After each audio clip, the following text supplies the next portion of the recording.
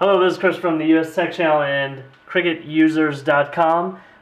Basically what I'm doing is reapplying a different ZAGG Invisible Shield. This is the front back normal Invisible Shield full body for the Samsung Galaxy Note 2. The original one that I had purchased was from Best Buy, and it looks like the only one they were selling was a smudge-proof version, which proved to be really bad in clarity, and the actual rainbow effect never went away. You could view it, especially when it's on a white background. You can tell, you can see pretty much all the colors of the rainbow inside of there. So the normal ZAGG Invisible Shield shouldn't have that problem. I'm going to go ahead and rip this off. Hopefully we'll be able to return this. I paid about $25 for this one and about $25 for the new one. So it does cost a lot when you have the retail packaging. The second one actually purchased at a kiosk inside of a mall, an actual ZAGG Invisible Shield kiosk. Go ahead and peel it off. Should be pretty clean under here. I did wash my hands, and I'm going to apply the application fluid to them so I don't leave any smudge marks. Has been on here for a few days. You can check when I originally did the other video. They do not suggest spraying the device, and normally I wouldn't either. However, if you're careful, I've never had any problems doing it. A lot of these devices are a little bit resistant when it comes to water. You can imagine a lot of people wind up getting rained on. So the retail version includes this, a squeegee, and a lint-free cloth. And the version they gave us was a little retail packaging when it comes to this, but they also gave us a full bottle of Invisible Shield fluid. It says, do not spray in eyes, do not swallow, and do not inhale. So it's not quite just water. We're going to go ahead and do the front shield first. This is the one, of course, that you have to pay the most detail to. It says to peel from this corner. I'm going to go ahead and spray fluid on it as well. Since I do spray a lot of fluid on these devices, I do try to squeegee everything away from any ports by squirting your fingers and cleaning your hands. You lessen the risk of transferring oil. You can see right here that this part is X'd out. You don't want that. It's where the home button is.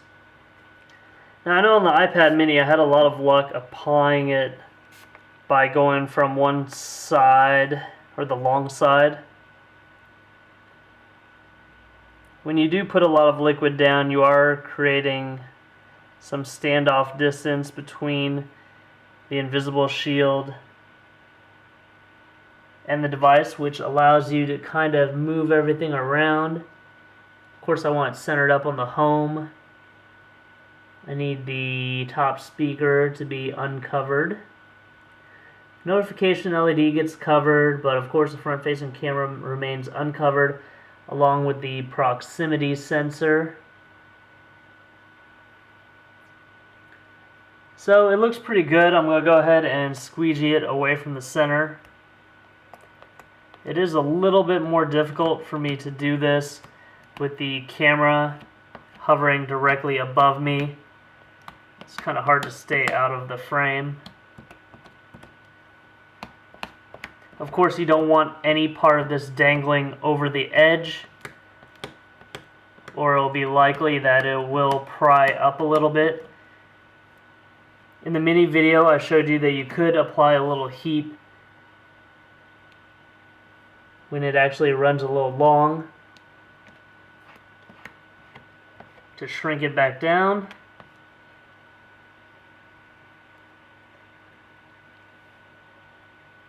And of course you don't want anything in between the Invisible Shield and the surface. That'll ruin the clarity, obviously.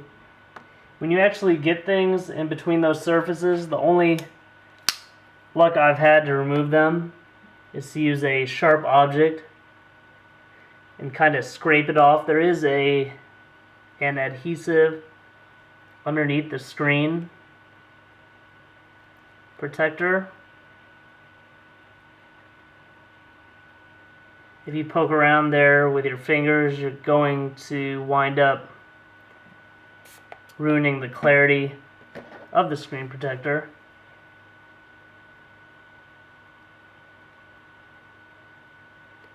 I also think when you put some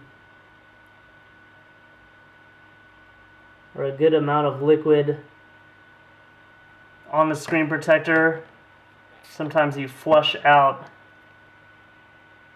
bits of dust with the liquid. Looks like I was able to get that piece out from right there. I don't know if you guys ever have problems. I'm not a professional installer. I don't know what kind of training would be given to a person that was doing this professionally. And I don't even want to know the criticisms they would receive for accidentally getting things in between the two surfaces. So there might be a rainbow effect in the beginning. Of course, once it dries out, it'll be a lot better. We did get the back cover as well.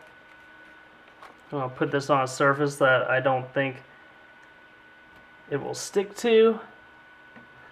Go ahead and get to the back side. Of course, it does appear that this thing is completely drenched. The S3 doesn't have a unibody construction like some of the HTC and Motorola devices. Of course, you do benefit from this in the sense that you can use different aftermarket batteries to increase the life of the device. Now, the back has a lot more curves in it, and these are usually the situations where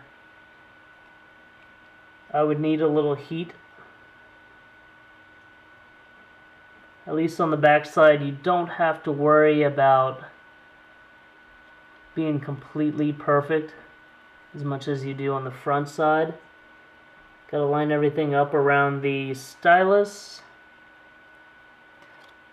and the camera hole and the flash. When you do have this much liquid on it, you do have to hold it down a little bit more when you're using the squeegee. It'll have a greater tendency to move. Make sure you don't cover the speakerphone port.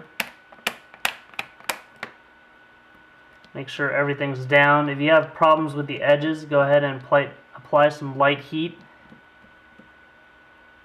via something like a hairdryer or a heat gun. If it's a heat gun, please be sure you use a little bit more standoff distance because it is operating a lot hotter. So there you have it. There's a ZAGG InvisibleSHIELD full body coverage on a Samsung Galaxy Note 2. For more information about this and more, please visit my website, cricutusers.com. Like my videos, subscribe to my YouTube channels. Thanks a lot. I have to pay for all this stuff on my own, so it really helps me out when you guys watch. Thanks.